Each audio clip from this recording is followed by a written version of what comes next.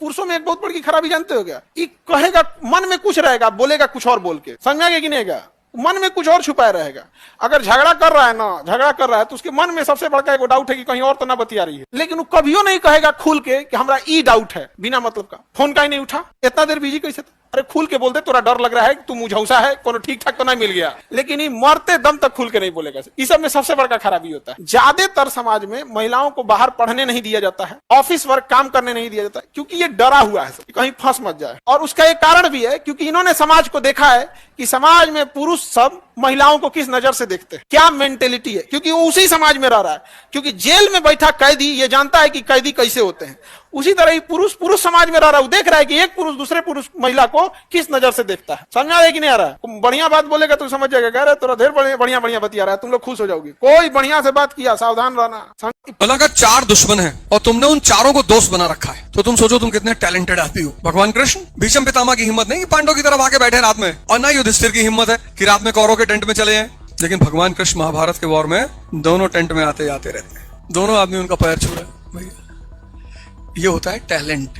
और हर जगह तो कृष्ण आएंगे नहीं, तो द्रौपदी का सौभाग्य था कि आ गए, तो द्रौपदी का सौभाग्य था कि वो आ गए, पर हर जगह नहीं आएंगे, तुम्हीं को निकालना पड़ेगा। उसके बाद कम से कम इस चीज के लिए तो तैयार रहो।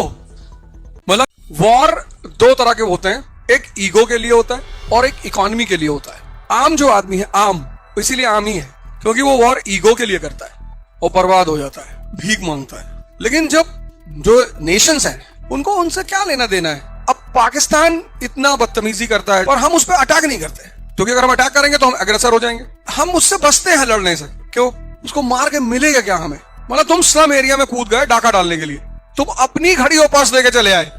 तो ये जो दूसरा टाइप का वॉर है ये सबसे इंपॉर्टेंट है, इकोनॉमी। मतलब तुम लड़ रहे हो और 2 मुकदमे हो गए तुम्हारे ऊपर, लेकिन तुम्हारे घर पे आ गया 500 करोड़। ठीक है, चलने दो, 5-5 करोड़ सब जगह पहुंचा देंगे, मुकदमे खत्म। तो अगर 50 करोड़ भी खर्चा हो गया यहाँ से तो 450 कमा रहे हो ना, बहुत है। ये है वॉर। दुनिया का सबसे बड़ा गिफ्ट है, और जिसने अपने मन को समझ लिया, क्योंकि सारा फंक्शन इसी को कर रहा है। कितने लोग हैं जो स्ट्रगल कर रहे हैं सुबह 4 बजे उठने के लिए, कितना छोटा सा स्ट्रगल है, और शाम को पूरी तरह रेडी है। अगर रात में 8 बजे तुम सोचो सुबह 4 बजे उठना तैयार है, कहता अरे 4 क्यों, 3:30 बजे उठेंगे। अलार्म लगाएगा, पूरा घर एकदम कमरा मेंटेन करेगा कि कल सुबह उठना ही उठना है, और जैसे ही 4 बजे अलार्म बजेगा फिर ये तुरंत राय देगा कि 5 मिनट और। आधा घंटा नहीं कहता ये, आधा घंटा तो समझ जाता है कि पकड़ लोगे तुम, कहता 5 मिनट। और 5 मिनट जब तुम दोबारा सोओगे तो तुम्हारी नींद खुलेगी सुबह 9 बजे, और मजा तब आएगा जब ये तुम्हें 9 बजे जलील करेगा। इसलिए इस देश ने एक बहुत बड़ा आर्ट डेवलप किया जिसको हम बोलते हैं मेडिटेशन। वो इस दुनिया की, उस देश की सबसे बड़ी यूएसपी है।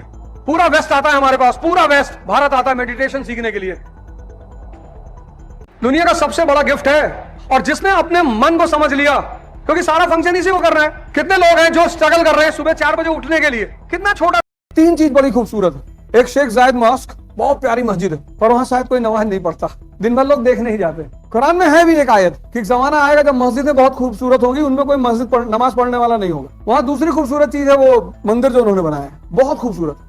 और तीसरी चीज उन्होंने बनाया गुरुद्वारा। नहीं तो पंजाबी ढाबा कहाँ खुलेगा भाई? हिंदुस्तान का टूरिस्ट जाएगा, ये कहेगा मटर पनीर। हिंदुस्तान का तो बहुत सारा वैष्णव वाला मत वाला है ना, वो तो खाएगा नहीं चिकन मटन, तो कहेगा कि तवा पनीर। पहले तवा पनीर यहाँ नहीं मिलती, कहाँ से आए हो? गोरखपुर से, लाइन में आओ। रखिएगा कृष्ण भगवान की एक बात, इस धरती को असुर यानी राक्षसों से ज्यादा नुकसान महात्माओं के मौन धारण ने पहुंचा दिया। क्षति इस धरती को या समाज को बुरे लोगों से उतना क्षति नहीं पहुंचाया जितना अच्छे लोगों ने चुप रह के पहुंचा दिया।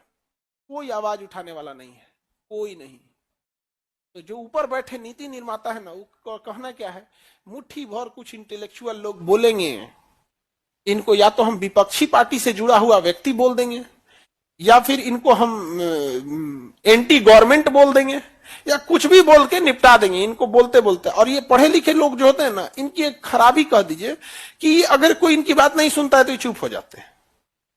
और जो नहीं पढ़े लिखे हैं बड़ी थेथर होते हैं। सर ते बोलेगा अमरी सरकार को, ते बोलेगा, ते जानता है कहते हैं आयरन मतलब हीमोग्लोबिन, आयरन मतलब हीमोग्लोबिन, डायरेक्ट आयरन जास्त होता नहीं, हीमोग्लोबिन होता है। Haemoglobin, platelet, haemoglobin, platelet, BP और नींद, ये 4 चीज अगर आप सही है आपका कोई टेंशन नहीं है। विद्यार्थी जीवन में 6 गो चीज तबाह कर देता है। एक हो गया आपका विद्यार्थी में, पहला इधर हो गया आपका, एक हो गया haemoglobin HB, platelet, BP blood pressure, नींद।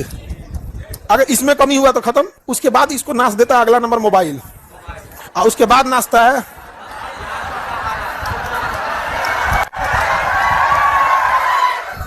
ये। इन सब का बाप है सिजोफ्रेनिया, इन सब का बाप है सिजोफ्रेनिया। सिजोफ्रेनिया लड़कियों में भी बहुत ज्यादा बढ़ गया आजकल, लड़का लड़की सब में। कल्पनाओं की दुनिया में उसे कल्पना करने में बहुत अच्छा लगा, बैठे बैठे उसका 1 घंटा बीत जाएगा पता नहीं चलेगा उसको। किताब खुला है, दिमाग में कुछ और चल रहा है, सोने गया है लेकिन दिमाग में कुछ और चल रहा है। ऐसे वैसे उस सिजोफ्रेनिया है यहाँ पे, समझ में। विद्यार्थी का पूरा उलहन उलहन जो होता है, क्योंकि शुरू में बहुत उसका इज्जत किया जाता है, समझ में आ गया कि शुरू में बहुत इज्जत किया जाता है, तो रेड पहनाया जाता था कि किसी का भी नजर पड़ जाए यहाँ पे।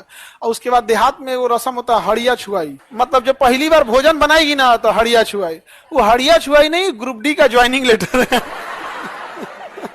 ओकरे बाद से तो उस बेचारी को बर्तन मांजो, झाड़ू लगाओ, पोछा लगाओ, और सांस बिना मतलब का दहिया दुखाने लगेगा।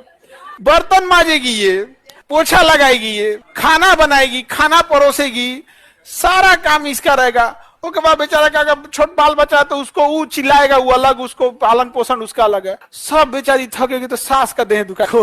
ये बहुत खतरनाक लड़की। करिए सास का कितनो यूरिक एसिड बढ़ा रहे, भर देह दुखाएगा लेकिन उसका गला नहीं दुखेगा, बोलते रहेगी हाँ? गला दबाने का मौका नहीं मिलता है। अरे बाप रे, बहुत खतरनाक। की तैयारी करें। नो, आप एक अच्छे बिजनेसमैन बन सकते हो, बहुत अच्छे, और आपको बनना चाहिए। भारत में 1 अरब 50 करोड़ लोग रहते हैं। अगर किसी व्यक्ति के एक प्रोडक्ट को 1 लाख की मार्केट मिल गई 100 रुपए पे, तो आप सोचो 1 करोड़ रुपए महीने कमाओगे आप। ये रोग मत पालो कि मुझे भी आईएएस बनना है, फिर दहेज लेना है। कोई दहेज वहेज नहीं मिलेगा, कहीं ड्रम में बंद हो जाओगे फालतू में। इस देश में एक नशा है किसी चीज को करने का। एक आदमी आईएएस की तैयारी करेगा, सब करेंगे, नहीं, this is not a compulsion. कोई जरूरी और चुनौती दो बिल्कुल अलग अलग बातें। किसी के घर में डेथ हो गई है, वो दुख है, उसका कोई सोल्यूशन नहीं। आप सिर्फ उसके घर जा सकते हो, बैठ सकते हो, और सिर्फ बैठना है, फिलॉसफी नहीं बतानी कि अरे भैया डेथ तो नेचुरल फिनोमिना है, जो पैदा हुआ वो तो मरेगा ही। ये सब नहीं करना। नहीं, अगर थोड़ा सा डिस्टर्ब आदमी होगा तो उसी के बगल में आपको भी लिटा देगा। सबको पता होता है कि जो पैदा हुआ वो मरेगा, सबको पता होता है। पर जब दुख का समय होता है तो जितने लोग आते हैं वो एक तरह से सांत्वना होता है। दुख का कोई इलाज नहीं है, लेकिन चुनौतियों का इलाज है। दुख और चुनौती